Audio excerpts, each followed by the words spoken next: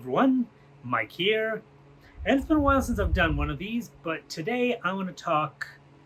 I've been killing slimes for 300 years and maxed out my level because the series just ended this past weekend. Yeah, this past weekend. I had to think schedule wise.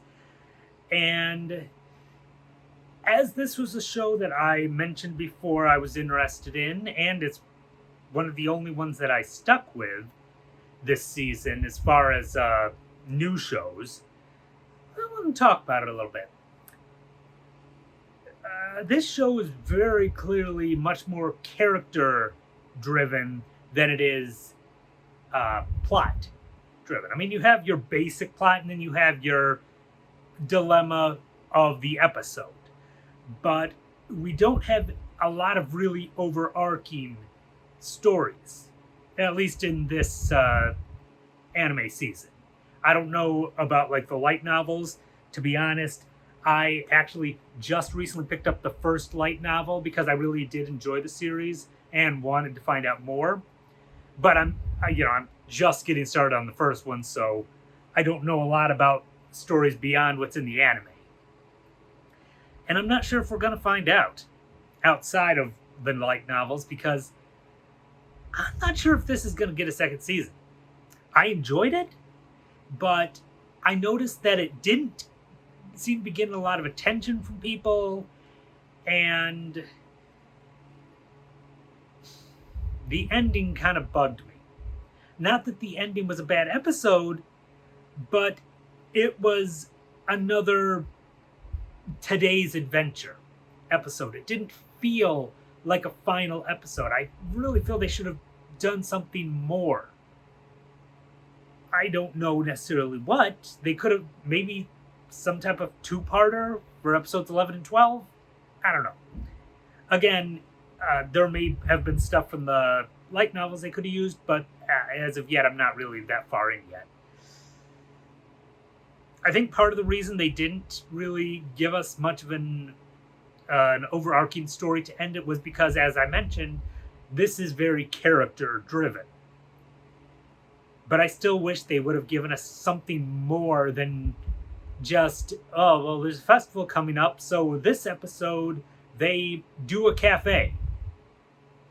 It's like, that's how we're closing the season and potentially the whole anime? Because, again, we don't know we're going to get a sequel. But it did do a good job with the character building. I loved the characters in this series. As far as favorites for me, definitely Azusa. I liked our main character, which is always a plus. It's if you get a show and you don't like the main character, it hurts the show. And that was not a problem here. I liked our main character. She was a lot of fun. She had an interesting personality. And I'm a fan of her voice actress. So, another plus. Also really liked Laika. Part of that is because I'm a big fan of dragons. They're probably my favorite mythical creature. So I was definitely happy to get some involvement from her. The other character I really liked was Halkara. Our idiot philanthropist elf girl. She was a lot of fun. I got a kick out of her, and she is probably my favorite of the characters. I don't know that there was really any character I didn't like, because I liked our slime twins, I liked our ghost girl, even minor characters. I'm not ignoring the other, supporting cast. It's just I don't want to just list everybody off. But even some of the minor characters were a lot of fun. In general, it was a fun show. I just don't know that it was popular enough to warrant more.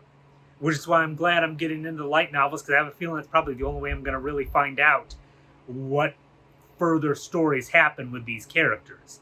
And I'm interested in if there will be any kind of overarching stories that will come up, or if it will continue to be character-based story of this chapter type thing.